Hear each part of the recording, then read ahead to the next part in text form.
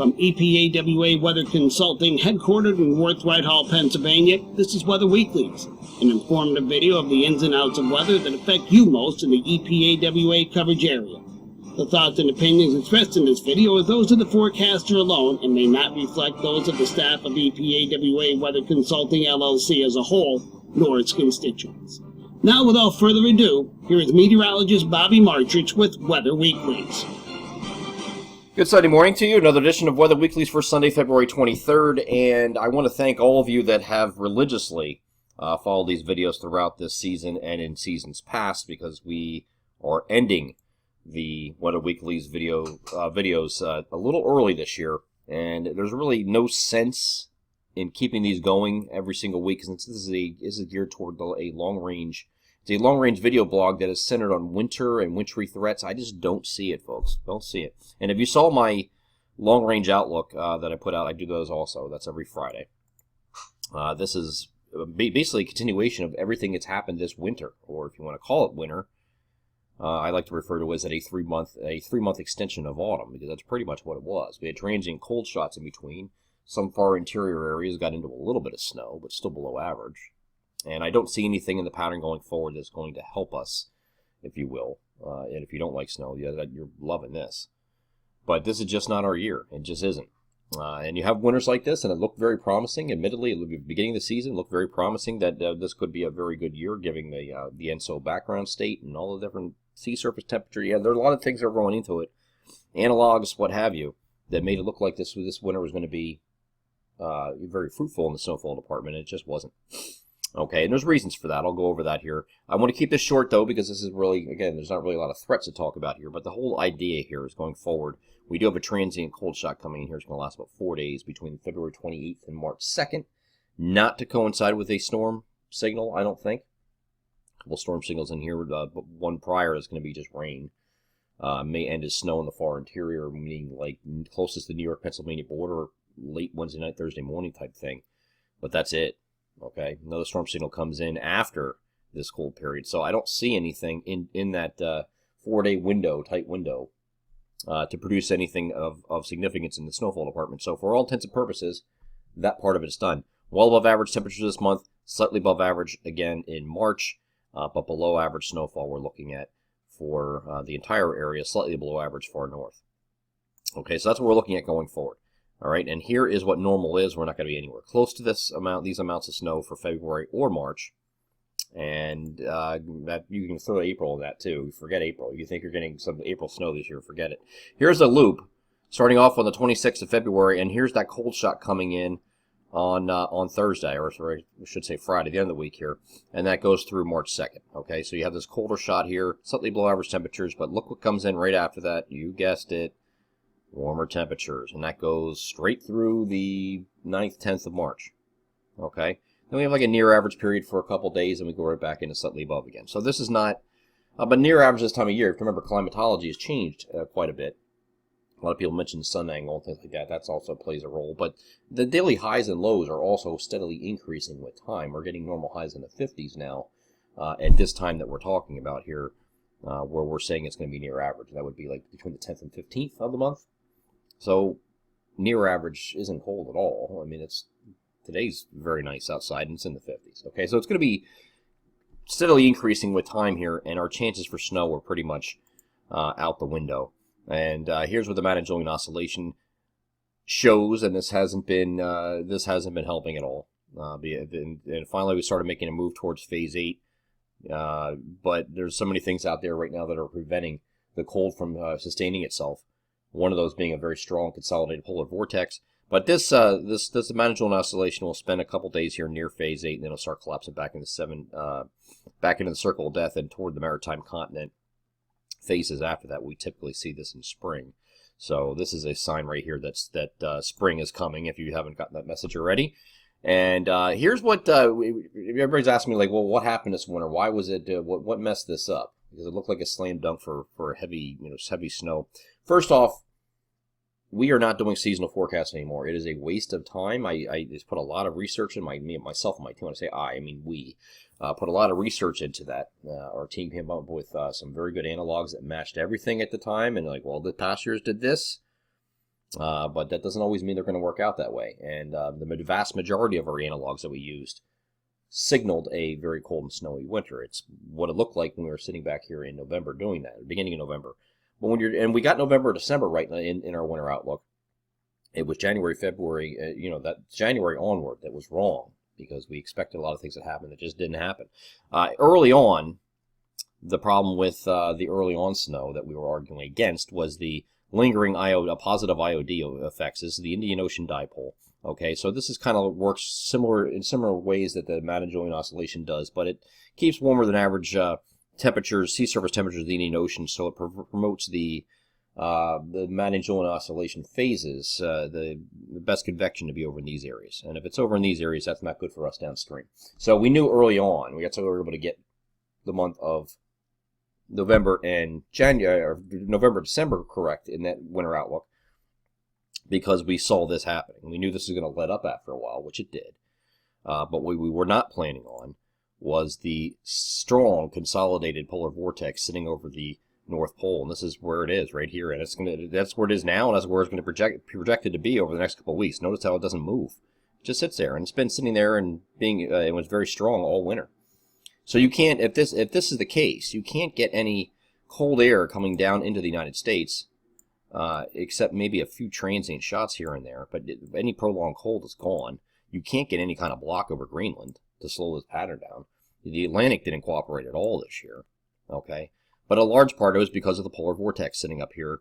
Not as where it keeps all the polar vortex is responsible for your cold air source, and if it's keeping everything consolidated around the polar regions, so around the North Pole, it doesn't get to the lower latitudes or the mid latitudes where we're at, and that's really what runs the pattern. So we didn't see this happening.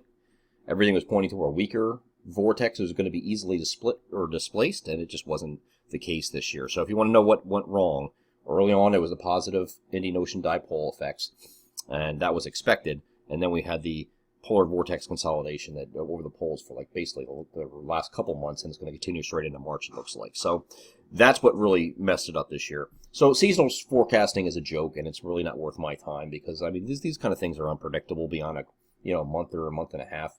So if you look at our long range outlooks that we do every Friday, it's limited to 4 or 5 weeks, and that's it. 4 or 5 weeks in advance.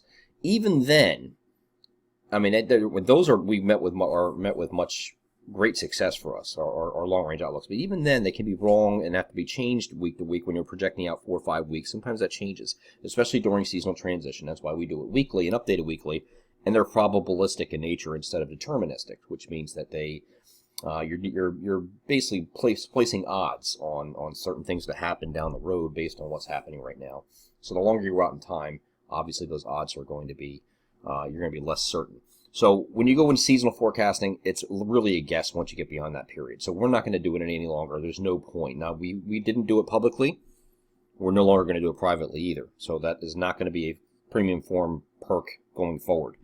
I can still give my thoughts here, and I have here, like, on Twitter and things like that. Some people have asked, what do you think about the spring coming up or summer or whatever? I'll still give my thoughts, but they're going to be off the record, unofficial. Okay, so we're not going to have anything official coming from us. As far as this season and where it ranks, this is something the National Weather Service put out on their Twitter page, and this year is the second least amount of snow behind 72, 73 in Philadelphia. It is the least snowiest in the Allentown, Lehigh Valley area, and second in both Atlantic City and Wilmington. This is just when they're within their coverage area that they did this and kept the Climo records. So yeah, this is pretty consistent across the board, except when you get to our far northern areas.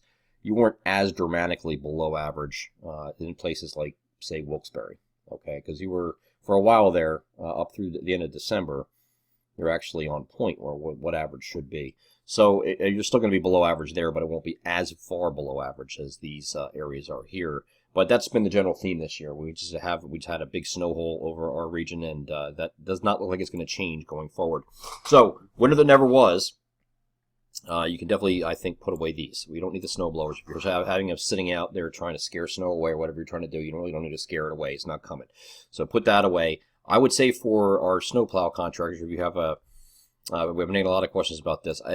Can I take the plows off? I would say if you're in unless you're up by like Susquehanna County, Wayne County, Bradford, Tioga, far northern areas up there. Mountainous regions of northeast PA, maybe far northwestern New Jersey. Maybe leave them on just a little bit just yet, just in case, but I don't see it being a big deal anywhere else. You could probably take these off. Keep the spreaders, though. Keep the spreaders, and even further south, too, because you still get these little BS events every once in a while where, black ice, and sometimes when it gets below 34, you have people have it written in their contracts that they go out and salt when it gets close, and you have precipitation nearby when it's 34 or thereabout. Just keep these, because you could have some freezing, some icing situations here just yet. I wouldn't give up on that completely yet, and that could still happen in a warm pattern. So that would be my advice to you. These, snowblowers you can put away. Plows you can probably take off from most areas, but except far north, and keep the spreaders on for a couple more weeks at least yet, so we can deal with any kind of icing or, frozen stuff that could still happen, maybe at the onset of a storm or at the end of a storm. So just hold on to that. Here, as far as longer-term seasonal stuff, again, we're not doing it anymore, and we're certainly not doing it. We weren't doing it publicly before. We're not doing it privately now either, because it's a waste of time. But now the NOAA CPC still does these, okay? And you're going to see some major outlets like the Weather Channel and AccuWeather, and they're still going to take their stabs at it. More power to them. I wish them the best of luck.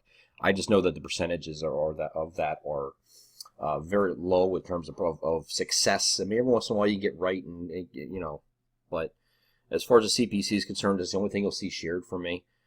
Because I think, and these are not always right either. This is a 3-month lead in temperature, and they expect slightly above to above average temperatures, or higher probability of slightly above average temperatures. I would agree with that going into the next couple months here. Again, off the record, they also have above average precipitation. I do think it's going to be wetter than average, but this does not necessarily mean it's going to be boatloads of rain.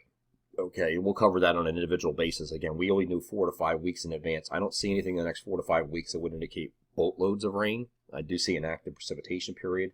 We have this month and March, we have slightly above average precipitation between a ½ inch and an inch. And I think we can still, that's nothing crazy. It's not like we're going to get like 4, 5, 6, 8 inches, above average. So we'll tackle this going forward, but this is their outlook. And I do agree with the temperatures and the fact that we'll be a little bit wetter than average.